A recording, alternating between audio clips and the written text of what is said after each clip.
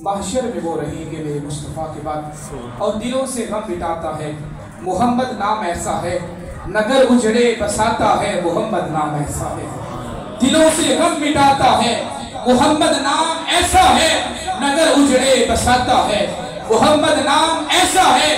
اور کوئی یعقوب سے پوچھے کہ یوسف مل گئے کیسے، یہ بچھڑوں کو ملاتا ہے محمد نام ایسا ہے، یہ بچھڑوں کو ملاتا ہے محمد نام ایسا ہے، دلوں سے غم مٹاتا ہے محمد نام ایسا ہے۔ زندگیاں ختم ہوئی قلم ٹوٹ گئے، آقا تیرے اوصاف کا ایک بات بھی پورا نہ ہوا۔ حضور کے اگر رفعت ذکر کا تذکرہ کیا جائے، حضور کے اگر حسن کا تذکرہ کیا جائے، حضور کے اگر معجزات کا تذکرہ کیا جائے، زندگیاں ختم ہو سکتی ہیں، لیکن حضور کو اللہ نے وہ شان عطا فرمائی ہے کہ ذکر مصطفیٰ ختم نہیں ہو سکتا۔ اس لیے شاعر لکھتا ہے کہ زندگیاں ختم ہوئی قلم ٹوٹ گئے، آقا تیرے اوصاف کا ایک بات بھی پورا نہ ہوا۔ وآخر دعوانا ان الحمدللہ۔